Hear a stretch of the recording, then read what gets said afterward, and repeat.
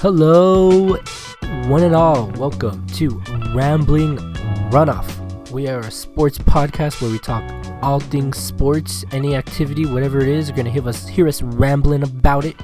I am your host, Robert Rios, and with me, as usual, Mr. Danny Tan. Danny, say what's up to the people.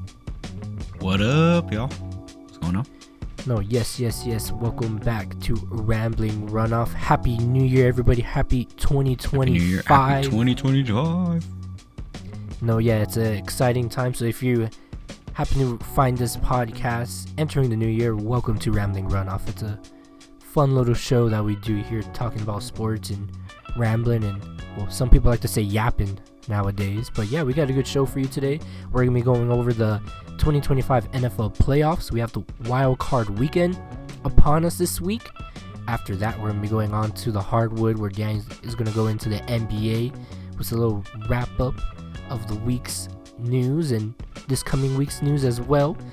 And then we have a segment called the WarmUp, where we kind of talk about any little silly sports thing in the world or any sports topic that comes to mind. Sometimes it's just activities, hobbies that interest us, but depends. This week we got late night sports talk shows. We're going to be going over into that. Don't worry, there's a reason for that. And then in the rundown, we talk about whatever comes to mind in the sports world that we didn't get to go talk about earlier on. So yeah, it should be a fun time. Danny, how's it going? Have you been? How's your New Year's going? It was chill. Yeah, I got to spend New Year's Eve, and day with my family, my parents, my siblings. Spent it out of town, but it was good. Yeah, had a lot of fun time with family. Didn't get to play golf until that weekend. Still got a little bit in with the homies, and that was awesome. But yeah, it's been a good start to 2025 so far. Rob, what about you? Oh yeah, I mean, it was pretty good. I mean, I just spent time with my family and my girlfriend. We had a dinner, and then on New Year's Day, me and my girlfriend were having a Wii Sports tournament. I mean, it was just us two, but that's sick. We're both highly competitive. Okay, wait, who won? Come on, bro. Okay, she beat me one time in tennis, but that's because I didn't know how to play. Damn. I didn't understand just the controls. Just the one time in the tennis, huh? Because I'm used to the Wii. I guess the technology is more advanced from the Wii, where in the Wii you could just swing the tennis racket with the controller and it'll swing it. But with the Switch, you have to actually hold the controller in the direction of a tennis racket. Oh, so it's monitoring like the tilt of the remote. Yes. To make sure that the face of the racket is facing the right direction. Oh, interesting. Because it didn't really explain that in the tennis one, but in the golf one, you could turn the golf club, and because my girlfriend was like, yeah, you have to like hit it like if you're hitting a racket with a racket. I was like, oh, so I had to actually so you got to make sure it's facing straight or square if you're in the golf game, as we like to call it. You have to square up the club. Yeah, and then on the tennis one, that was the same issue as well. Ah. I was like, oh, I have to actually swing it correctly and not just like do whatever. Yeah, damn. You know what? I might have to pick up that Wii Sports for the Switch. I mean, it was on sale. It was Switch Sports, I guess, right? Wii Sports Resort or Remix, or I don't know, something like that. Okay, I might have to do that. I might have to grab that. Nah, it's cool. But yeah, I mean, that was it really, and then we watched like a movie or two, and then that was it. Nice. Nah, nothing too crazy. I think you might have had a more eventful day. Yeah, I mean, New Year's Eve, it was just food. We didn't watch fireworks or anything, but yeah, we did the countdown. We played it's a Vietnamese gambling game. It's called Baku. But yeah, I mean, it was fun. It was fun. It was like, I guess, equivalent to Loteria and whatnot if you guys do that for New Year's Eve. With the beans and the pennies. Yeah. Well, we're betting dollars and $5 bills. Oh, betting some big monies out there. Oh, my bad. Shit. Yeah. This is how we roll. The sports talk is coming soon, but I need to ask you, Danny, how was your Christmas? Oh, my Christmas was good. Yeah, I spent it with my girlfriend's family. Yeah, nice calm Christmas. Yeah. Her sister got engaged, so that was awesome. But Ooh, nice. yeah. So it was a pretty good Congratulations. Christmas. Got a lot of golf stuff. But yeah, Rob, what about you? How was your Christmas? It was pretty good. I spent it with my Well, Christmas Eve we spent it with my family, and we opened up some gifts. Mm-hmm. And then Christmas Day I spent it with my girlfriend's family. It was pretty Nice. cool. I got Oh yeah. 2 Magic the Gathering booster packs. Whoa, did you hit Um, anything big? I think so. I don't know how I'll integrate them into my decks yet, but Mm-hmm. I think they're pretty good. They might be. I haven't checked if they're worth anything, but to my knowledge, I think one or two of them might be in the $10 range. I'm not 100% sure, but we'll see. Damn. Big And balling out here. Sure. and then I got a new pair of I think they're called Chico pants. I think. Chico pants. Okay. And then I got a new mic that I'm not using right now because I have to get the new cable. I was bestowed a Rode mic. Whoa, Robert is about to blow my quality out the water. Damn, he got some studio mics in here. I mean, I gotta get the Sure. XR cable. I gotta get an XR recorder of some kind. I'm not sure what I want to do. If I'm gonna have to drop $700 on a recorder or $500, or if I just want to do like a $30 single recorder. Yeah, I'm not sure yet. just has a monitor and then it just goes into your laptop. Why go Yeah, crazy? we'll see. I got for. Oh, and then I still have to get Yeah. a mic stand. Oh, right. That's how they get you. Yeah, They that they is don't how sell they get you. they don't sell it all in one go. Yeah, But it's all good. for But yeah, sure. Yeah, that's yeah. awesome. Oh, also What you for got? Christmas Day, I watched a lot of NBA. We'll talk about it later, but a lot of NBA games Christmas Day. Oh yeah, same. I almost forgot about that. Yeah. But yeah, we'll talk about that later. But Danny, are you ready to start the sports rambling? Yes, sir. Alrighty, everybody. For this week's first topic, in our return for the new year, we'll be going over the NFL wild card. Alright, Danny. I know it looks like a lot, and it is a lot, but don't worry. We should be able to fly through this. I wrote notes. I have everything in my head. I mean, I don't know what else we can do, but it's a packed and heavy wild card weekend. Um, I've been watching NFL here and there, so I got enough. But I feel like it's good. It should be a good time for the NFL. I think it's not like the most like extravagant looking list of teams playing. Like, of course, we have your usuals. You know, the big teams. You got the Bills, the Chiefs, the Steelers, the Packers, who got lucky, snuck in there towards the end. Um, but yeah, it should be a good time. I don't know, Dan. Do you want to go in order, or are there any specific teams you want to look at? I'm down just to go in order of the Yeah, days. yeah. Let's go in order. All right, everybody. So first up, you have your Saturday, January 11th matchup. Number 5 Chargers at the number 4 Texans on the AFC side. That game is at 1:30 p.m. Eastern time. I could have sworn I wrote down the Western times, but I guess I might have slipped up. And you can also watch the games on CBS and Paramount Plus. And yeah, that's the first game. I'm trying to pull up the Western times. I thought I could have sworn I had them on here. Sorry, my bad, guys. But yeah, it should be a good game. The Chargers, started out really strong. They got a little sluggish towards the end, but I think they'll have a good chance against the Texans. Texans, I feel like, kind of were up and down throughout the whole season. Let me see. Yeah, 5 p.m. Wait, nope.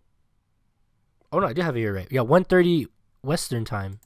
Oops, I guess I had everything correct except that part. PT. But yeah. For the Chargers, I guess what we're gonna do like the pros and the cons for each team. Is that okay with you, Danny? Yeah, go ahead. All right, for sure. So yeah, 1:30 p.m. Pacific Standard Time. The Chargers, the Chargers, like I said, very good team. The Chargers with their defense. held their opponents to a league low 17.6 points per game and finished number one in NFL at 44.74% in the red zone defense. A defense with a lot of familiar faces, but with a new defensive coordinator. So a lot of the same chess pieces, but a different master on the board. Does that make any sense, Danny? Say it again. I said a lot of the same chess pieces, but a new controller on the board. Okay, that makes sense. Yeah. So yeah, they have a really good defense. So let's see if they'll be consistent going into this game. Another thing to point out for the Chargers, their run game, J.K. Dobbins finished with a career high 905 yards in his first season with the Chargers, serving as a catalyst for an offense directed by offensive coordinator Greg Roman that wants to run the ball a lot. The Bolts averaged 45 more yards a contest when Dobbins was on the field during the regular season. I believe he was out for a bit. I think he was out for like 4 games. And I think they went 2-2, I think.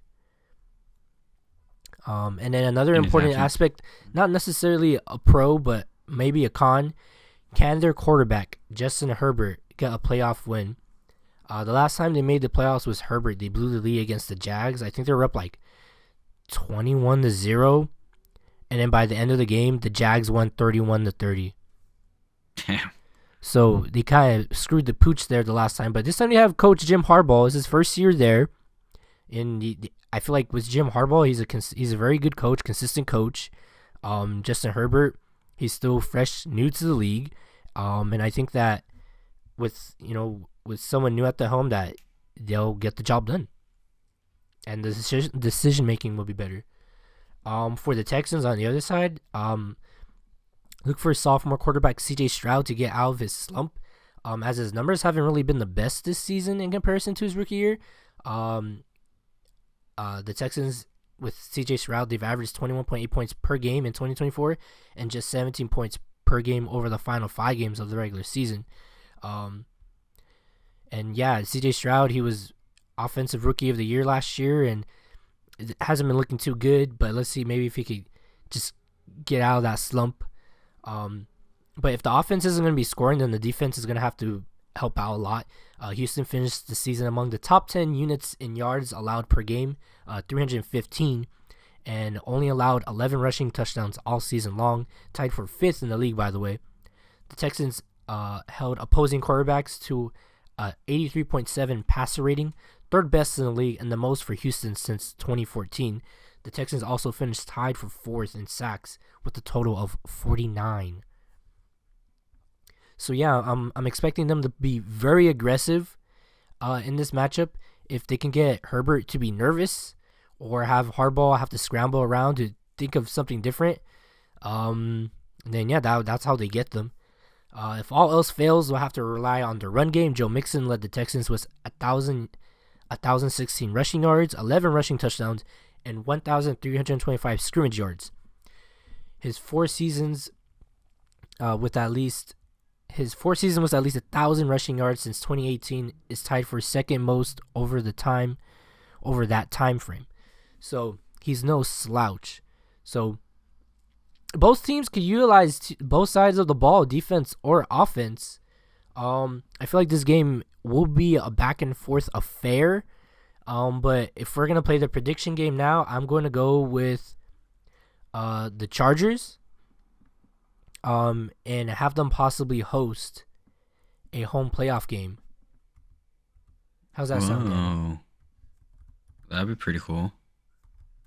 What do you think? I will go with the Texans because it looks like their running back is better.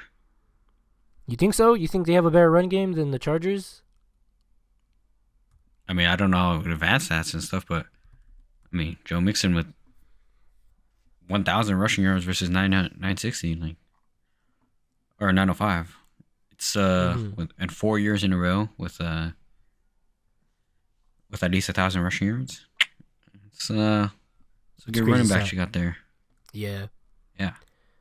And then here, let me see. We're gonna go to Steelers at Ravens at 5 p.m. as well on Prime Video. Uh, for the Steelers, despite a recent string of red zone turnovers, Russell Wilson gives the offense the kind of juice that it's been lacking since the departure of one Ben Roethlisberger, ever since his 2019 elbow injury. In 11 starts, Wilson has completed 19 of 41 attempts of more than 20 air yards for 4 touchdowns and 1 interception. A year ago, 3 Steelers quarterbacks combined to complete only 15 of 52 attempts on such passes for 4 touchdowns and 6 interceptions. So he has a lot of Wilson has a lot of experience in the playoffs. So that's what's going to be holding up the Steelers here. Their problem is they have a lot of defensive lapses. They have a lot of missed assignments, and communication shortcomings have contributed to the defense, typically one of the stingiest units in the league, giving up an average of 380 yards and 27 points during the Steelers' 4-game late season slide. The Steelers are tied for the NFL lead with 33 takeaways, but they managed only 5 during their losing streak after forcing 3 in each of the prior 4 contests. So we'll have to see if they're going to be consistent or non-consistent. For the Ravens have been playing their best ball at the end of the season. They won their final 4 games, outscoring opponents 135-43 in a stretch that included victories over the playoff-bound Steelers and the Texans as well. While quarterback Lamar Jackson and the NFL's number 1 offense get the headlines, Baltimore's defense has held teams to a league-low 15.4 points per game over the past 7 weeks. So they can kill you on both sides. They're going to score a lot on you or going to hold you to nothing. So that's good. The negative for them right now is that Lamar Jackson has not won a playoff game. He needs to win a game. Jackson's surprisingly poor playoff track record is his Achilles heel. He's the only quarterback with multiple MVPs who hasn't captured the Super Bowl title. Jackson has he has won a game. He has a 2-4 post-season record. Sorry, I put that down wrong. Throwing 6 interceptions and losing 3 fumbles. In his 4 playoff losses, the Ravens have averaged only 10.5 points and haven't exceeded the 20-point mark. Sheesh. Yeah, that's crazy. Who do you got, Danny? That's rough. It is rough. I'll take the Ravens in this one. Like Lamar Jackson, and I saw the clip of their lineman, Michael Pierce. Big boy interception. Mm-hmm. Could have ran it down for 6 points, but dang, I saw an interview after. He said, I've seen the big boy interception clips, and I just didn't want to become a meme, and so he stopped. But he became a meme anyway. He just ran. Yeah, he should. It would have taken 4 guys to take him down. Yeah, a couple of the guys, they were scared to even tackle him. He's huge. No, yeah, he's ginormous. Yeah, I'll take the Ravens. All right. Yeah, Lamar Jackson is, I think, very, very versatile. And a quick pivot on the offense. We'll see if he's able to turn around his playoff luck. But who do you got, Rob? I'm also going to take the Ravens only because I don't trust the Steelers. I know Wilson is, like I said, he is playoff experience, but I don't think he's playoff consistent anymore. I don't think he has it. So I look to the Ravens to take advantage of that defensively and kind of steamroll them a little bit here. Nice. Moving on now, at 10 a.m. in the morning, West Coast time, we got the Broncos at the Bills. So that's another toss-up of a game here. For the Broncos, their defense has been really good. Even with their recent bobbles on the defensive side, they have only given up 27.3 points per game from week 13 through 17 before shutting out the Chiefs on Sunday. The Broncos are 3rd in the league in overall defensive efficiency, 1st in expected points ahead on defense, 1st in sacks, and 3rd in scoring defense. So it just looks like they're going to get the ball on defense, literally, and run it back. Pick up fumbles, anything to stop this Bills offense, which will be more beneficial to them, obviously, because the Bills also like to score a lot.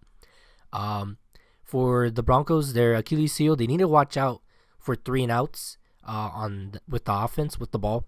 The Broncos offense has the 3rd highest percentage of drives that have ended and a 3-and-out this past season, a whopping 26.3%. The short possessions have resulted in most momentum and loss of momentum and an inability to prevent opponents from flipping field position. For the Bills, their best light is that they have quarterback Josh Allen, who has just been a force the past couple of years. The favorite for the MVP put together his best regular season to date and has historically thrived in the postseason.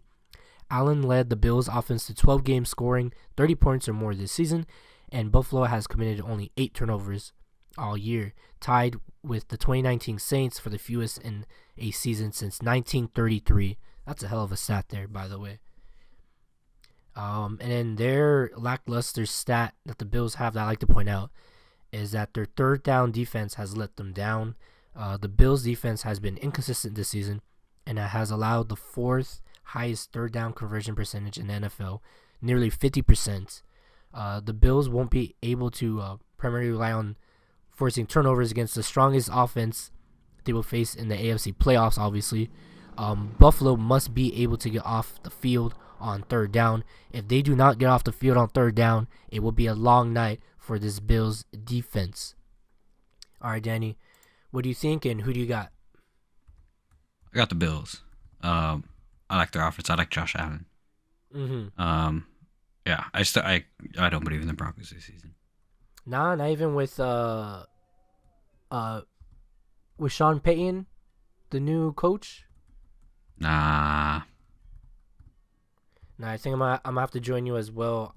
I mean, maybe Sean Payton has these guys motivated. I'm not sure, but it is the Bills. The Bills, I feel like the Bills have been like the Dodgers over the past like 6 years. The best team in the league with the best players, but they can't win the big one. Hey, the homie Omar always says, even a blind squirrel finds a nut. Yeah, I think the Bills might get it. You think so? Yeah, so watch out for the Bills to go on a run. Next up, we got the Packers at the Eagles, 1:30 p.m. on Fox and Fubo. We're going to try to go a little bit quick here. All right, Danny? Yeah, sir. Yes, sir. Go ahead. So the Packers, they do two things extremely well. They run the ball and force turnovers. The Packers are ranked in the top 5 in both categories, rushing yards per game and total takeaways. They have relied heavily on the Pro Bowl running back Josh Jacobs to carry the load and have one of the NFL's interception leaders in safety Xavier McKinney, who has 7. That's a good combination for playoff success.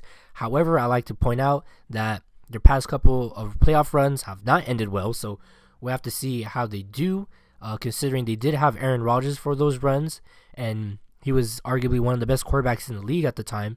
So, I don't know. Good offense, good defense should be a recipe for the best thing ever, but their playoff history the past couple years differs. They're negative. The Packers haven't beaten many of the NFC's top playoff contenders. They're combined 0-5 against the Eagles, Lions, and the Vikings as well. Their best win at the NFC West Championship. Their best win came at the NFC West champion Rams, but that was back in Week 5 when the Rams were riddled with injuries, especially on offense as well. Their opponent, the Eagles, their best light is that they have elite personnel. The Eagles boast arguably the best roster on paper in the NFL, which includes a top-tier offensive line, MVP contender, and a 2,000-yard rushing Saquon Barkley, a dynamic receiving duo in A.J. Brown and Devontae Smith, and a highly ranked defense. It's not only a talented group, but a physical one. They will ground and pound you, giving it a real chance to plow its way into the Super Bowl. Their problem is that they have very slow starts. The Eagles failed to score in the first quarter of their first 7 games and 10 times overall during the regular season. Philly improved over time in that area down the stretch, but still only ranks 21st in opening quarter points. Falling behind against good teams in the playoffs could prove costly to them. So, Danny, who do you got? This one I think is a bit of a tough one. There's a bit of a Phillies curse down here. Yeah. The Packers are just, I don't know. I just don't believe in them either. Well, you gotta pick. I'll give it to Philly though. You're gonna give it to Philly. I think I'm gonna join you as well. Go Birds, as they say. As Shaq would say.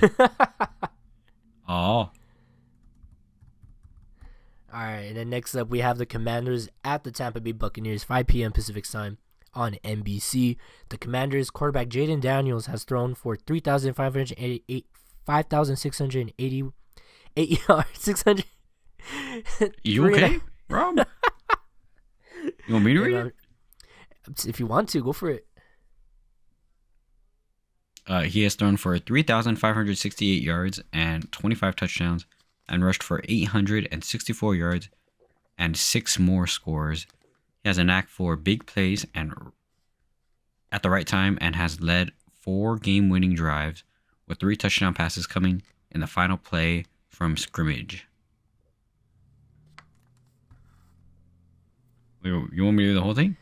Yeah, the whole bullet point. What the Okay, all right. fuck? Daniel ranks second in the NFL with 12 touchdown passes in the fourth quarter and overtime. The Commanders returned to the playoffs for the first time since 2020 when they played number 3 seeded Buccaneers on Sunday. Tampa Bay was also Washington's opponent the last time the franchise made the postseason, as the Tom Brady-led Buccaneers defeated the Washington football team in the wild card round and ended up with the Super Bowl title. Washington is 1-2 against the Buccaneers in the playoffs. All right, I got you on the rebound. For the Buccaneers, they have a versatile, high-powered offense. The Bucs are averaging 28.6 offensive points, 4th most in the league and 3rd most in franchise history, trailing only behind that one guy, Tom Brady, who led them to the Super Bowl in 2020, and another Brady-led team in 2021. Quarterback Baker Mayfield has 41 touchdown passes, tied for 2nd in the NFL.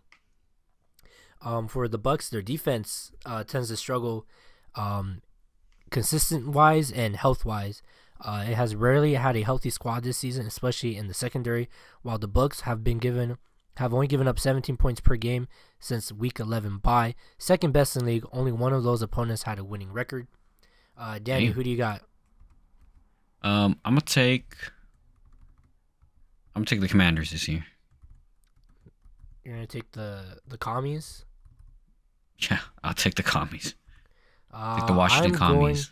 I'm going to change it up, and I'm gonna go with the Bucs. All right. Because this is the first time the Commanders play really well, but I don't think they're gonna have the correct personnel to motivate them in this playoff scenario. And the Bucs, it seems like they've been doing pretty well since their bye. Yeah, basically. I mean, the Bucs kind of took hold of the NFC South, and they kind of ran with it. All right, and then lastly, from Saturday to Sunday, now to Monday, we got the Vikings. Monday Night Football. At the Rams. That's not right. They did not play at that time. They play at 5 p.m. Eastern Time. 8 p.m. Eastern Time. 5 p.m. Pacific, 8 p.m. Eastern on ESPN and ABC. For the Vikings, they're very well balanced. The Vikings can win in a variety of ways as their offense and defense each rank among the NFL's top 10 in scoring. That increases the number of ways they can earn a playoff win. It could come via a big passing day for quarterback Sam Darnold to receivers Justin Jefferson and Jordan Addison, or the defense can carry the team with a series of well-timed takeaways after tying for first in the league was 33. In other words, it would take an all-22 effort from opponent to knock Minnesota from the postseason. These teams haven't played each other in the postseason since the 1999 divisional round, when the St. Louis Rams outscored the Vikings 49-37 on their way to a Super Bowl crown as well. Damn. For the Rams, they've had a drastic defensive improvement. The Rams defense gave up 2 touchdowns in Week 15 through 17 as it made a playoff push after a 1-4 start, after people kind of thought they were done and dusted. After allowing an average 23.6 points in its first 13 games, LA allowed 24 total in the 3 games prior to clinching the NFC West. A big reason for the improvement is the play of its defensive front, including first-round pick Jared Verse, who was named to the Pro Bowl as the Rams' lone representative. Negatively-wise for the Rams, an extremely inconsistent offense has plagued them with many problems. After scoring 44 points against the Bills in Week 14, the Rams' offense scored that combined total in Week 15 through 17 as well. Los Angeles has especially struggled in the first quarter of this season, failing to score a touchdown in 13 of its 16 games in which quarterback Matthew Stafford and the starting offense played. The Rams have averaged 21.6 points per game this season, good for only 20th in the NFL. Danny, who do you got? What do you think is going to happen? Go. I'm going to pick the hometown team. I'll pick the Rams. As a friend would say, the part of the Ramily. Ew. I think I know who you're talking about too. I'm going to have to differ with you once again. I'm going to go with the Vikings, only because their offense is just so good. They're so good that they want to score just to dance on your ass. Damn. I don't know if you've seen, but they have some pretty cool Super Bowl, choreography. Super Bowl, some touchdown celebrations. We got fucking Camp Rock, White Chicks. Yeah, that Camp Rock was crazy. I like the White Chicks one. That one was fucking hilarious. White Chicks was That's funny. why I'm picking them, not because of their offense, but because of their good choreography and their commitment to scoring. So if you can't keep them out of the end zone, effort. They practice those celebrations and stuff too. That's how badly they want to score on you. So that's why I got to go with the Vikings. Okay, if you're going to tell me the Rams don't know how to score, I'm going to pick the team that does know how to score and wants to score on your ass. So that's the reason why I'm going to go with them. But I believe you portray the Ramilia like this. Whatever. As a friend would say. Once again, we're going to fly through here the rest of the schedule. So yeah, those are our picks and the reasons why they're going to play or not play good this next weekend. Coming up after that, we do have the divisional round, which we might not be able to get to because we're still doing bi-weekly. We got the divisional round, so Saturday, January 18th. Look for those games. There's going to be one matchup, AFC, NFC matchup, 4:30 p.m. Did I write that down correctly this time? Times to everything's TBD. But yeah, the Chiefs and the Lions will be waiting. And then the other matchups will be TBD as well. Those matchups are on the 18th of January and then Sunday, January 19th as well. The winner of the Monday wildcard game will play Sunday in the divisional round. And then after that, we will have Championship Sunday on Sunday, January 20th, with the NFC Championship game being on Fox and the AFC Championship game being on CBS. And this all leads down to the road, down the line. The Super Bowl. Which will be held in New Orleans on Sunday, February 9th, between the AFC champion and NFC champion. If I have it down correctly, 3:30 p.m. Western time, 3:30 Western time, 6:30 Eastern on Fox. So it's going to be a good time. We will hopefully do a show before that and give you our thoughts and opinions on that. But if not, we got something in store to give you guys our predictions for the next game, but I'll bring that up later. But Danny, do you have anything else to add in regards to the NFL wildcard? Anything you're excited about? No. I hope there's no injuries. Pray for these guys. Yeah. No injuries. Mm-hmm. Couple of fun games. We'll see what it is. All right, for sure. You ready to move on, boss? Let's do it. All right, sorry that took a little bit long, but now we're in Danny's favorite topic, as always. We got the NBA wrap-up. Danny, we got a lot. Yeah. I mean, there's a few things to unwrap, but when you put it together, it's a lot. So, where do you want to start? You want to do trade deadlines? You want to do... Or actually, you know what? I'm going to take control real quick. Let's go over the Christmas games first. Really quick, and then we'll go into trade deadlines. So, Christmas Day, we had a slew of games. We had the Knicks playing the Spurs, winning 117 to 114. Mm-hmm. We had the Surprising Sixers. Close game. Which one? The Sixers and the Celtics? No, the Knicks and the Spurs. Surprisingly close. Oh, why was it close? Oh, it was surprisingly close because you would think the Knicks would just crush the Spurs. But yeah, Victor Wembanyama had a 40-point game, and there you go. That's just stepped up with another 40-point game. It was a great game. Okay. Another close game, in my opinion. Well, it wasn't close until the last 10 seconds. The 76ers outlasted the Celtics 118 to 114. So I was able to watch this game. It was it was 118 to 110. Yeah. And then what's his face hits a 3-pointer. I'm forgetting his name. Dang it. Not Brown. Which one's the one everyone hates? Tatum. Yeah, Jason Tatum hits a 3-pointer, and then they get an easy. Oh, they get the steal and get an easy 2, and it's like what? And then that's how you get 118 to 140, or it was like one. It was so close. It was not close. The score line was not close at all in the last 10 seconds of the game, Danny. It should not have been this close. Yeah. But anyways, it was a good matchup in the last 10 seconds. Then we also had the Timberwolves against the Mavs. The Wolves won 105 to 99. And the game that I was actually able to watch in its entirety, the Lakers versus the Warriors. Another game that was not close, but ended up being close in the last moments. Lakers won 115 to 113. It was like 112 to like 106, I think, something like that. Mm-hmm. And then somehow they gave the ball to Steph Curry, and he cut the deficit by like 3. Yeah, it was he hit back-to-back huge threes.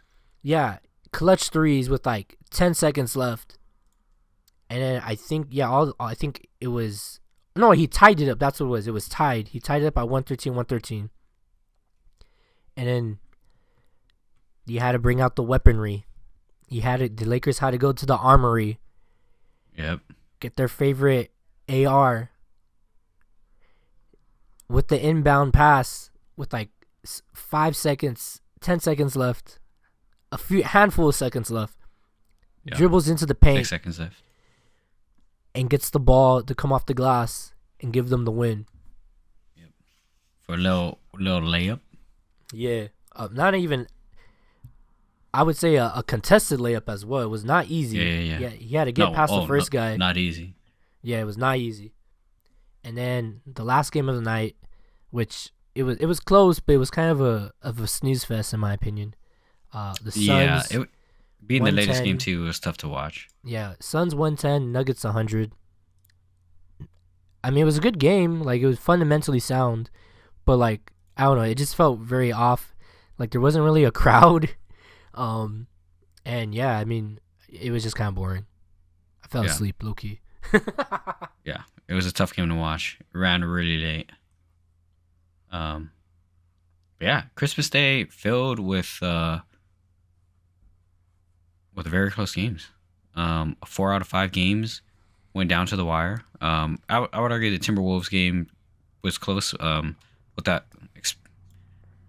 Without the Luka injury, I think the Mavs would have had this game. But yeah, I mean, yeah, great games Christmas Day. I think early before the season started, when they announced these games, we kind of roasted them. You roasted them? Yeah, I did. I thought you agreed with a couple of these because Knicks and Spurs, like, who really wanted to see that? I think we said it's Wembanyama's that's true. debut and stuff, which is great. Also, I think highly I just of never the Knicks expected him now. to because. What's that? I said I think highly of the Knicks now. Yeah. Oh, the Knicks are doing really good. They're not the Knicks of when we were in middle school, Danny. No, they're a good team right now. There's no Carmelo Anthony. There's no Jeremy Lin. There's no Porzingis. I wish Jeremy Lin was still in the league. Darn. But speaking of the Knicks doing well right now, let's just do a quick wrap up of the standings. Talking about NBA wrap up after Christmas. Okay. In the East, we've got Cleveland Cavaliers leading the league still with a 31-4 record. They've got a 10-game win streak. The Boston Celtics follow them 26-10, followed by the Knicks, Orlando Magic, Milwaukee Bucks, and the Indiana Pacers.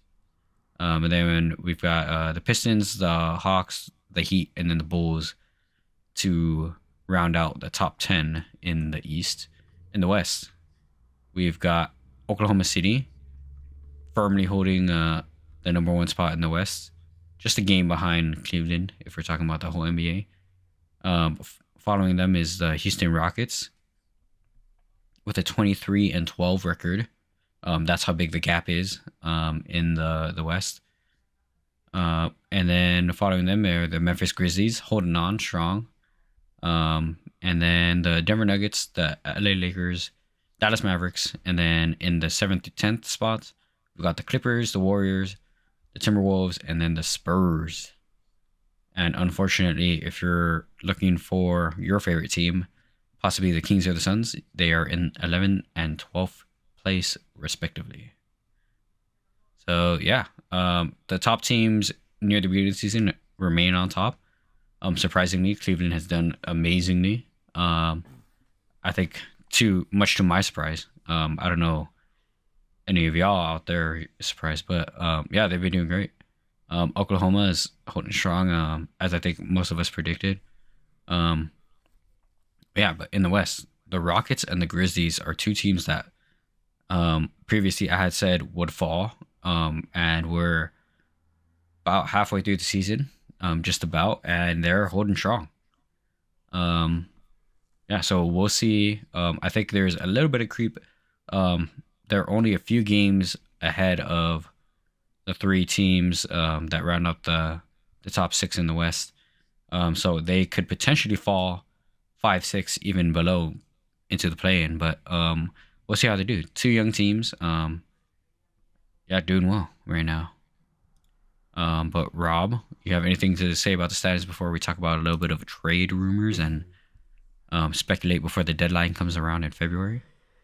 No, not really. I mean, I'm excited to see that this Cleveland and Oklahoma OKC matchup that's coming up this week. I don't know if we want to talk about that in a little bit as well, but yeah, I'm excited to see that. I mean, apparently it's a first of its kind matchup in the league, so that'd be pretty cool. I mean, I'm surprised to see Houston up here. I'm surprised to see that the Kings and the Suns are just down in the dumps on the East side as well.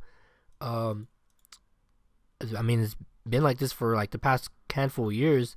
Chicago and the Heat, you know, they'll have like really good years, and then other years are just like they're just struggling so hard. So yeah, but yeah, and then Orlando making a good push this season as well. So good to see that. But yeah, that's it on my side. What do you got for us on the trade stuff? Yeah, the trade deadline. I think the number one headline is Jimmy Butler wants out of the Heat, Miami Heat. Yep. Earlier in the season, there was. Yep. Yeah, he got suspended. But yeah, to kind of summarize the saga, earlier in the season, there was rumors that his agent / manager was kind of throwing his name around the league, talking around the league. This was reported on by Shams and then denied by his agent. And then just a little bit, I think earlier this week or earlier this month, or excuse me, last month in December, basically it was confirmed that Jimmy Butler is not happy with the Miami Heat. He wants out because the Miami Heat don't want to extend him. He wants the money, and it's caused some turmoil within the team. And then Jimmy Butler spoke out on it, saying he wants to compete, and if it's not with the Heat, it's with someone else. And then the Heat suspended him for 4 games for acts detrimental to the team, I think was their official statement. But yes, it makes sense to me.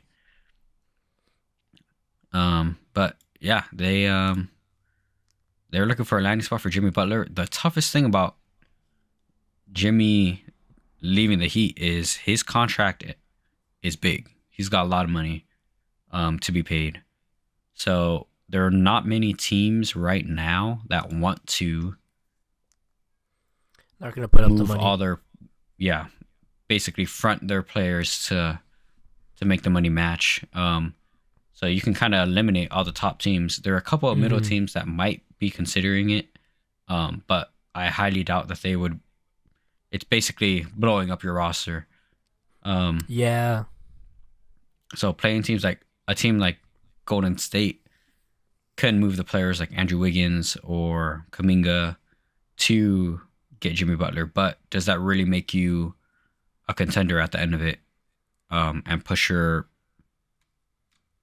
team to the next level? That's a question for the Warriors. I don't think it does. And you're ruining your franchise's future by moving these younger players out. But it's something to consider.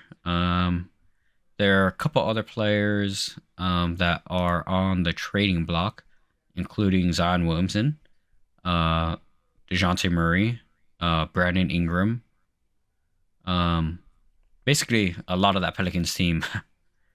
Oh, and yeah, I mean they're bad, so Yeah, yeah. I mean, they're bad, but we'll see.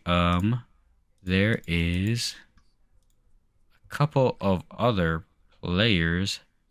I mean, do you want to go like through like teams a little bit here? I know we have some Oh, sure, info sure. that we could Go ahead. go over. I mean, I don't know. Pick a team. Pick a. I know I sent you a Team. list. Let's pick. Let me see. Let's start in the East, of course. We'll go in order. Sure. You want to do? Let's start with Boston. So, Boston. All right. Yeah. So their hole right now is that they need. Excuse me, my pronunciation. Depth. Depth. Right now, according to my information, the Celtics are pick rich by top contender standards with 3 tradable first and 6 seconds. Guard Jaden Springer, who is in the final year of a deal that pays him $4 million, is a top tradable candidate. Chances of a significant trade unlikely. They might make a deal, but with a $65 million luxury tax bill, the deals they'd like to look to do would be to offload salary, of course.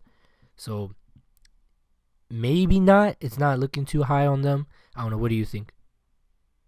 I think the Celtics are chill. Like, I don't know why they would even choose to trade anybody. Like, they do lack a little bit of depth, but their bench players right now are shooting. Peyton Pritchard. They're just shooting the lights out. I think they're fine. They're just fine where they're at. I think any big roster changes would affect the team negatively in that they just need time to adjust. So unless it's really like a plug and play type of guy, which I think is rare to find in the league right now, it is tough to find someone like that. Oh, okay. Here I'll pick the next team. I want to go with the Knicks. Their roster hole is their size and their depth. I guess their tradable assets would be Precious Achua. Precious Achua, yep. Campaign, Jericho Sims. They all have expiring contracts, and their big contract, Michael Robinson. He has value, but he has been out all season. $14 million on the table with him. The chances of them, getting a good trade is probably unlikely, just due to the fact that that $14 million is low key insane, bro. Who's gonna pay that? Yeah. Mitch Robinson is a good rebounder and center, but it is a lot of money. And he's out for the season, quintessentially. Yeah. The Knicks, you can't take on any more money this season. They're right up against their second apron and our hard cap, quintessentially. Their big addition is hopefully the return of Robinson, who is coming off a foot injury. I don't know. What do you think, Danny? I think they're in a good spot right now. Precious Chua, I think they need to keep. Campaign, they need to keep. I think they're both just great role players. Campaign is someone who can rise above and get you efficient numbers. But if you're able to trade them away for picks, I can see that happening. But with them being a win now team, I don't see why they would do that. So I'm not sure. I think the Knicks, even though they're lacking in size a little bit, I think the way that they play ball is good. I don't think there's a move out there that makes them better than Boston or Cleveland immediately. So I think if they're gonna make a move, they should do it in the offseason.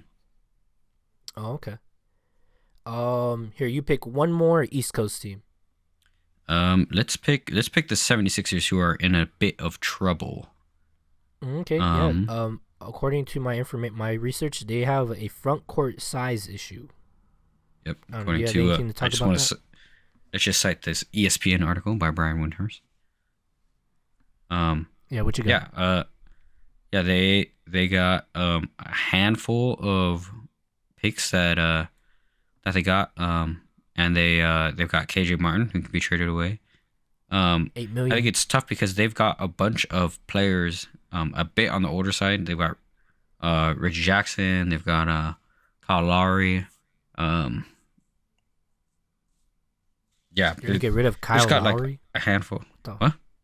You're gonna get rid of Kyle Lowry? I mean, you could. No, I wouldn't do But that. they're players that are able to produce, but there's just I think it's a team culture thing. Joel Embiid's just on some shit this season. I don't know. Yeah. Um, and if you're trading picks away, like who are you grabbing? Nobody. There's not going to be huge. I don't think there's going to be a huge blockbuster trade. At the end of this trade deadline, like, they're not in need of a guard. They're in need of maybe like a backup point guard. But I mean that's Kyle Lowry's position. They've already got Reggie Jackson. But someone else who can score more prolifically is tough to seek out right now. I think they just got their problem is Joel Embiid. They don't have a great backup center, but there's not a lot of centers out there right now. Jonas Valanciunas is a name that's been thrown around there, but rumors are that the Washington Wizards are asking way too much for him.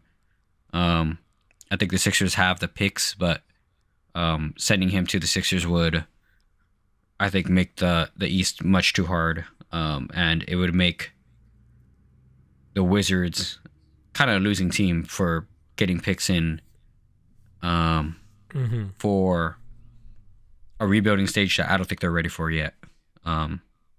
So I think the Sixers need to find players that are available, like Brandon Ingram, moving someone like him over after their Paul George trade that has, I don't know, arguably not resulted in production, and has eaten up way more money than I think they expected to pay for the amount of efficiency and performance that they're getting. Yeah, they're in a tough spot right now. Well, apparently Daryl Morey is very active with the wheeling and dealing. So if they don't get a deal, it's not because they didn't try. Yeah. But moving on, let's go to the Western Conference. Let's go to I'm gonna go first. Let's try to pick teams that actually need the help. Like the Suns. They need a stretch big man. They could probably give up Jusuf Nurkic. Excuse me. Nurkic. Jusuf Nurkic. There would be a big deal required for Bradley Beal, of course. Those might be their two best guys they could trade, maybe. And of course, like how you kind of mentioned, there is one Jimmy Butler out there. So, do you think, just really very quickly, do you think Jimmy Butler would be a good fit for the Suns? I don't know. Bradley Beal has a no trade clause in his contract. Anything else would be including Kevin Durant. And I don't think he's on the table for anything. The Suns don't have very many picks to trade as well. They've got 1 first and 3 seconds. So it would be a tough sell. I don't know how they would get that deal done. If they could land Jimmy Butler, I think that would make the Suns a much better team. I think Jimmy Butler's expressed that he would like, if possible, to land in the Suns, to land in Phoenix. But, I mean, it seems like an impossible trade to be made without the Miami Heat making a lot of concessions. Oh, okay. And then we're going to go a little bit quicker here, Danny. Yep. We're going to go to the Nuggets. Yeah. They are not permitted to trade any first rounds, but they do have 1 second. For players, they got Michael Porter Jr. They could maybe send somewhere else. Yeah, and Zeke Could be available. Yeah, and how do you say? Zeke Naji. Zignagi, $9 million, has been available for the past year. I think the trades for them could be possible. The Nuggets had some talks about moving Porter for the Bulls, Zach LaVine earlier this season. That hasn't happened or is going to happen. And while those talks, are a little bit stale now, I'm pretty sure they, could be still hold up and, shake up this roster a bit. What do you think? I mean, I think that's a trade that's an upside trade in that Zach LaVine is a bit, but just like Michael Porter Jr., a bit injury prone. I think Zach LaVine is still a bit of a more reliable scorer. He's a little bit of a liability on defense, where Michael Porter Jr. is, I think, a better defender. But if they can swing it, I think it would take a lot of pressure off Jokic's shoulders to have another scorer on the floor. Both when he's on the floor to pass to and when he's off the floor to keep the production up. But I mean, Michael Porter Jr. has been doing decent as of late, so it's a tough decision for the Nuggets. I guess it's up to the coaches and the front office to determine if they really think they have a chance of taking out OKC this season and making a play for that. So we'll see. Okay, and then we're gonna do one more on the West, and then we're gonna call it there. How about the Warriors, Danny? Do you think the Warriors needs to do anything, or is there another team that you want to look at? I think the Warriors are done for now. I think they picked up a good piece in Schroeder, right? In Schroeder, Dennis Schroeder. Yeah. I think a team to look at would be Minnesota, okay. Yeah, they already had a blockbuster trade in trading away Karl Anthony Towns and getting Julius Randle and Dante DiVincenzo, excuse me. Mm-hmm. But with they had a rookie that was doing well, Robert Dillingham, who's injured now. Yeah, they just, I think they need another piece to complete their roster. Mm-hmm. Maybe they're looking to deal Julius Randle for something else. Who knows? It's a tough move because that would mean that it would have to be someone who can plug immediately into the roster. Because from February they'd have to run all the way to the championship if they hope to make that. I think they're in a tough spot as well. We'll see who really is available. I think there are a couple names that have not been openly discussed that are willing to be moved. Just like lower ranking teams that got star players might be willing to sell. I mean, the Brooklyn Nets are seemingly looking for a full rebuild, so they could be dealing some players away. The Portland Trailblazers are still rebuilding, but there are a few pieces over there that I think could be traded for picks. But we'll see. A lot of these teams have only one first or a handful of seconds. That's what the Minnesota Timberwolves are in right now. They can either trade their one first and they have 3 seconds, but that's it really. They just need a backup point guard. Yeah. Which is tough to find right now, I think. So we'll see. We'll see what it is. I think my prediction for this year's trade deadline is not a crazy one. I do expect Jimmy Butler to be traded before the trade deadline. I do not expect him to be traded on the deadline. I think the news is going to break much before that. But yeah, I think that might be the biggest trade that we see this year. Rob, what do you think about NBA trades this year? I don't know. It looks like everyone's kind of locked up right now. No one wants to throw any cash. I mean, in my opinion, if Jimmy Butler's on the board and you have the money, you might as well just throw the whole bank at him. Yeah. Because he's Jimmy Butler, of course. Like, he's a workhorse. He can get it done. He's consistent. So, yeah, I have no problem with any teams, like, throwing cash at him. But, that's it mostly. Yeah, I mean, And then it should be a fun trade season. But yeah, Rob, and unless you got something else, I think we're ready for the warm-up. just very quickly, who do you got for Thunder versus Cavs? I got the Thunder on that one. I think the Okay, Cavs have a great offense, but I think the Thunder defense is just, it's incredible. And they still don't have Chet Holmgren, which is crazy. all right, I'm going to agree with you and take the Thunder. I'm going to take the Thunder on it. Okay. And then, yeah, that's it. I think, are you ready to move on to the warm-up? I know we took a little bit long today, but it's all good in the hood. Let's hit it. All right, for the warm-up, we've been talking sports late-night talk shows. As of late, ESPN has given the green light to Jason Kelce, former center for the Philadelphia Eagles. Yeah, can you believe it? They gave him his own late-night show.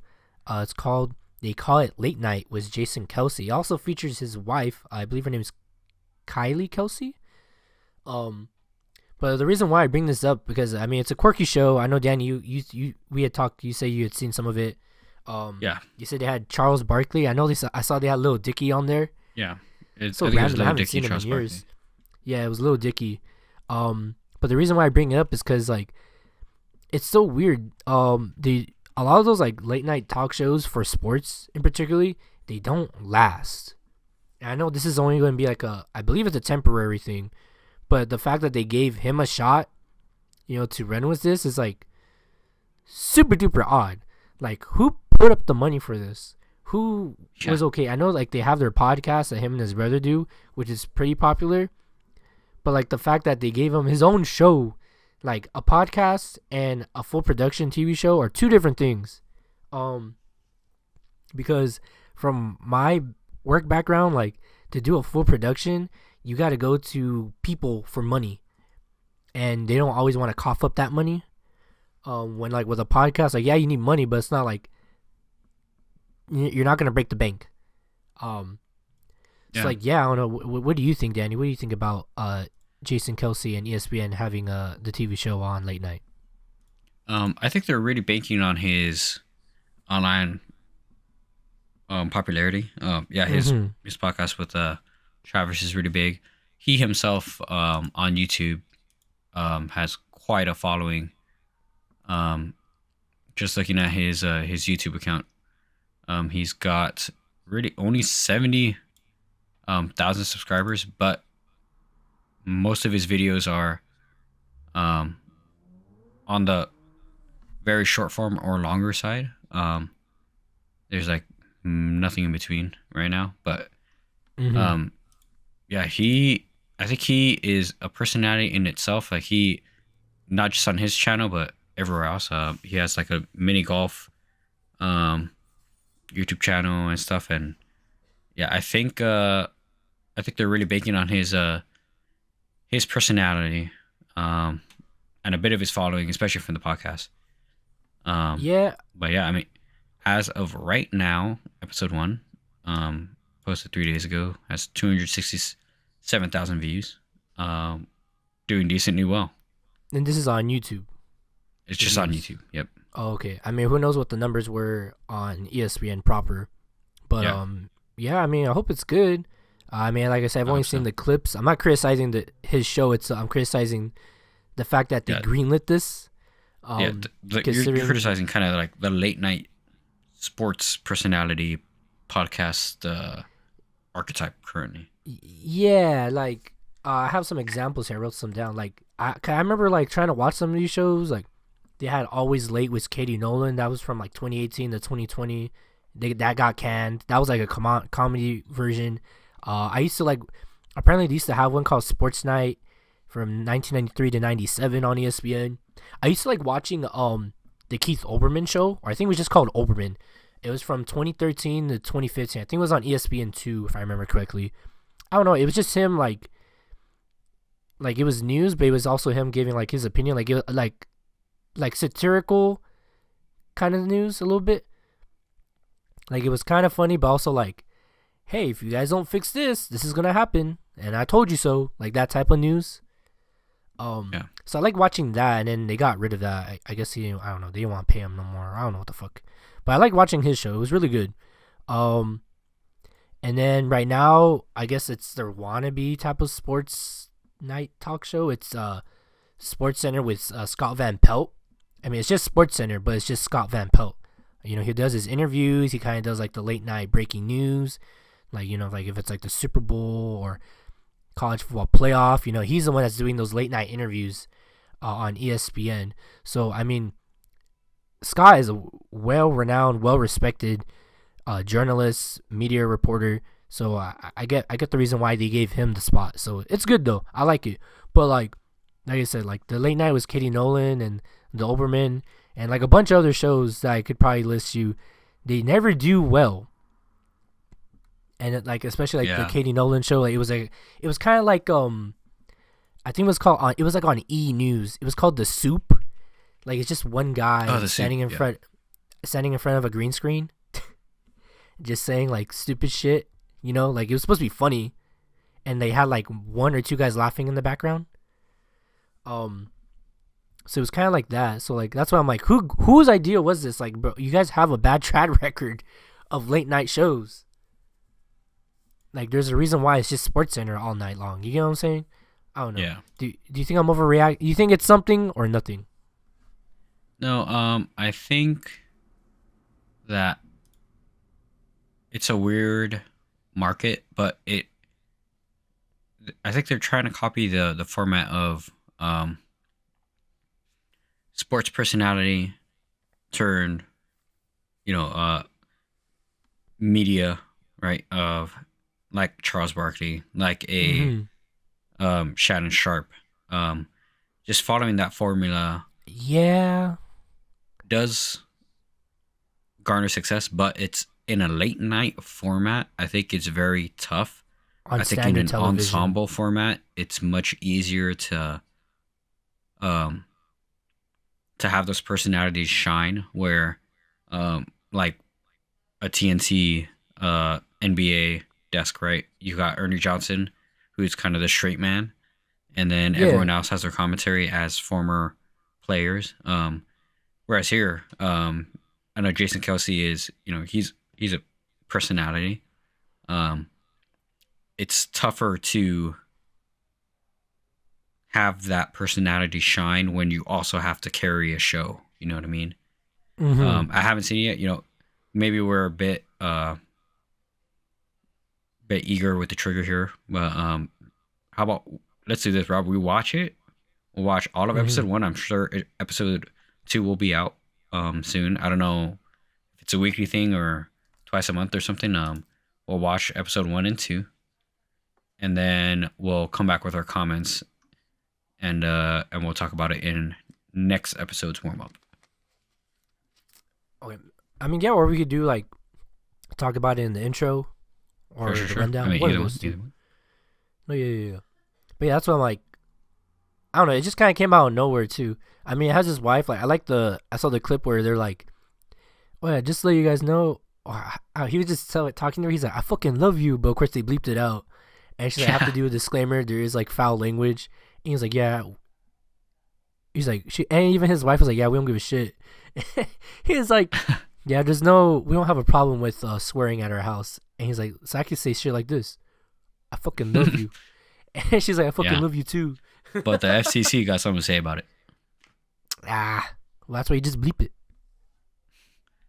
But yeah, I mean, it's interesting. I mean, all best wishes to the show and Jason Kelsey's journey into the late night sports talk show. But I don't know, cause like I used to like watching Jimmy Kimmel, but only because of the like the artists that would come on, like your interviews or like the shows themselves.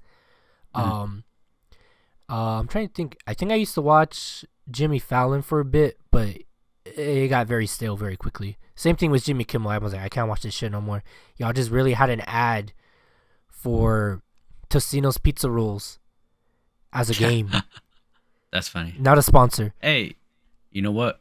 Tostinos. Don't sleep on Tostinos, man. No, I like love Tostino's. Pizza Rolls. my problem is that they came back from commercial and Jimmy's like, hey, we're gonna play a game. Me and Guillermo are gonna try to throw pizza rolls into our mouths, and it was literally like a 5-minute segment. And then they're like, all right, we'll be back from commercial. I was like, what? That's Y'all played me. No, that was crazy. I was very upset. I was like, all right.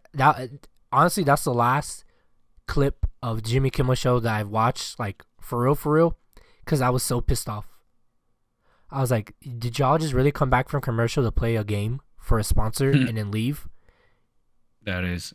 Yeah, you know what? Like, you're shitting me. Late night shows are tough too. Yeah. It's just a tough look. Like, having a format like that, when you break format like they did there, it's got to be for a good reason. No, yeah. And, you know, for a sponsor. When it's not, it just really sucks and it looks really dumb. Oh, no, it was dumb, bro. Trust me.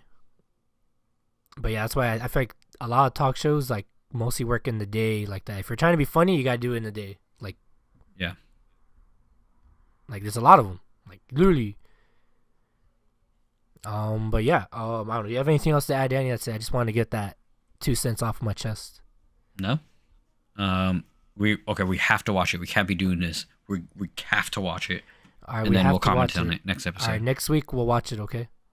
Yes, sir. We'll watch it together. We'll sit down and we'll go from there. And we'll give you a comprehensive review on the next episode. Yes, sir. All right, Danny. Are you ready for your favorite part of the show, the rundown? The rundown. Let's hear it. All right, we'll try to go as fast as we can. I know we're taking long today, but hey, it's our first week back, so don't blame us. First up, MLB. We are officially 78 days away from opening day, Danny. Are you excited? Yes, sir. Yes, sir. March I am. 27th. Back to back. Dodgers go back to back. There you go. Let's run it back. March 27th is opening day, and there's a slew of MLB news to go over, but due to time, we'll go over it another day. Is that cool, Danny? Yes, sir. Yeah, and then another thing that we missed during our winter break was the NHL Winter Classic. The St. Louis Blues traveled to Wrigley Field in Chicago and slapped around the Blackhawks 6-2 at Wrigley Field. Also, omission from talking the past about couple weeks. Beat down. Alexander Usyk defeated Tyson Fury via unanimous decision. All judges decided 116 to 112 in favor of Usyk. This past week was the first Monday Night Raw of the year on Netflix. Raw made its debut on Netflix with appearances by John Cena, Dwayne "The Rock" Johnson, The Undertaker, and plenty of celebrities, which included Gabriel Iglesias, a.k.a. Fluffy, and Travis Scott. A slew of celebrities were at the show. I was like, damn, what the fuck? I've never seen so many celebrities. They had all the stars out, huh? I was also pointing out that the Golden Globes just happened, so I think a lot of celebrities were also just in time and in good interest to go to the show this week. But yeah, I heard it was pretty good. So yeah, I mean, The Undertaker, John Cena's last go. This is his last year. He's going to participate in wrestling. So yeah, it's going to be a good time. Moving on, some NWSL news. The league is looking to expand. According to sources, Denver has secured the NWSL's 16th franchise in the league. They are apparently going to pay $110 million at an expansion franchise, so that's going to be a lot of money.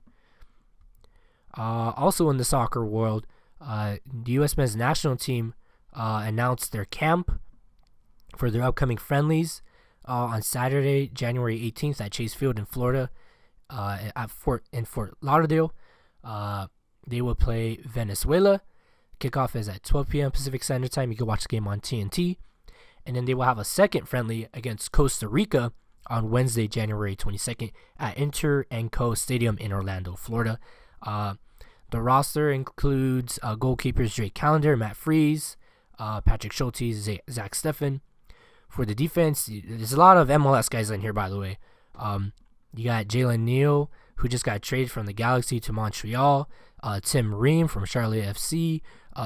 Miles Robinson, John Tolkien, Walker Zimmerman. For the midfield, you got young faces like Benjamin Kermansky, Emeka Eneli, Diego Luna, Jack McGlynn, And up at top for the forwards, you got Patrick Agamayang, Caden Clark, Jesus Ferreira, Brian Gutierrez, and Brian White, and a couple other new faces on there as well. So yeah, I'm hoping that the U.S. has a good outing on these next couple of friendlies, and these people and these young faces get good playing time and learn a little bit of the structure that Pochettino is trying to introduce into the men's U.S. system. And then some more housekeeping. We have the college football playoffs that have been going on the past couple of weeks. So I'm going to go through the scores and who's been moving on so far. So Friday the 20th, we had Indiana play Notre Dame. Notre Dame beat them 27-17. Then the next day, Saturday the 21st, Penn State defeated SMU 38-10. Texas defeated Clemson 38-24, and Ohio State whooped Tennessee 42-17. Off to the quarterfinals, where we had the main bowl fest, the main New Year's bowl games, of course. The 31st of December, we had Penn State defeat Boise State in the Fiesta Bowl. Then to bring in the new year on January 1st, in the Peach Bowl, Texas beat Arizona State 39-31. At the Rose Bowl, good old classic Rose Bowl, Ohio State beat the number 1 seed Oregon 41-21. The game was over by halftime. I think the score was like 21-0 at halftime. Oregon never stood a chance. Then in the Sugar Bowl, Notre Dame beat Georgia 23-10. And now that leads us to this week, where we have the semifinals. Thursday, January 9th, Notre Dame versus Penn State in the Orange Bowl, 4:30 p.m. Pacific Standard Time on ESPN. And then Friday, January 10th, is Ohio State versus Texas in the Cotton Bowl, 4:30 p.m. Pacific Standard Time on ESPN. So the 9th, Notre Dame versus Penn State, Orange Bowl. And then the 10th, Ohio State versus Texas in the Cotton Bowl. Make sure you catch them. And then January 20th, Monday, will be the national championship at Mercedes-Benz Stadium in Atlanta, Georgia. Catch the game at 4:30 p.m. Pacific Standard Time on ESPN. Danny, I know I said a lot, but do you have anything else to add? Did I miss anything? Do you want to talk about Monday Night Raw? Like, what do you want to talk about? I did not see Monday Night Raw. No comments. I did see a bunch of celebrities go, but I did not see. You didn't see Travis Scott smoke his blunt? No, I did not see Travis Scott smoke a blunt. He came on out Netflix with TV. Yeah, he came out with a belt and it said Cactus Jack because obviously he's Cactus Jack. Oh yeah, Cactus Jack stuff. Yeah. Other than, you didn't see Vanessa Hudgens? Shaking my head, bro. I did not see Vanessa Hudgens. What the hell? You didn't see Topanga from Boy Meets World? No. Wow, bro, shaking my head. You didn't see Michael Shea from Saturday Night Live? Oh, hey, Michael Shea. No, I did not. Wow, bro. But Dan, do you have anything else to add in the rundown? Nope. First episode of the new year. Yeah, you do. I wrote it down for you. Oh, right. Oh, yeah. Blake Griffin and Dirk Nowitzki are gonna be commentators on a show on Prime Video, a sports talk show. So, congrats to them. Not a sponsor. Hey, Danny. My bad. Totally forgot. That's all good. But yeah, for as you said, first show of the year. We're gonna be continuing doing bi-weekly shows. Unless we blow up, then we'll go weekly somehow. But yeah, I had a good time. Cheers, Danny. Hopefully we have a good year with our shows, and I think, Danny, this year we're gonna do the whole year for real this time. All right. Unless I get a job. No breaks. They pay me millions of dollars, but we'll see. We'll try not to do breaks. Obviously, we'll have all holidays in between, but yeah, I think we should be good. But yeah, that's it, Danny. Yes, sir. Alrighty. Thank you for listening to Rambling Runoff. If you're listening on YouTube, please hit that like and subscribe button. If you're listening on Spotify for creators, Amazon Music, or Apple Music, please give us a follow or a like or whatever you could add on to that. If you want to hear more from us on social media. Oh, wait. Before I get to that, Danny, just to let everybody know, we're going to be doing more social media posts. So yes, sir. Danny and I are going to be doing some quick hits, quick highlights, headlines. Danny's been doing golf. I will be walking, possibly running in some videos as we do a little bit exercising and, getting people motivated, but also, giving you the news a little bit. So yeah, if you want to see that, find us on Twitter at Rambling Runoff, on Instagram at Rambling Runoff, and also on TikTok, where we will for sure be posting those videos as well. Dan, do you have anything else to add on top of that? No, it should be fun little videos to make, and I hope you guys join us if you're doing a little exercise or something. Just a little something to do maybe while you're at the gym to look at. It should be fun this year. Alright, for sure. Yeah, with those videos you should be able to find anything we missed or anything we obviously don't talk about, because it'll be in between the weeks we don't record. But yeah, should be good.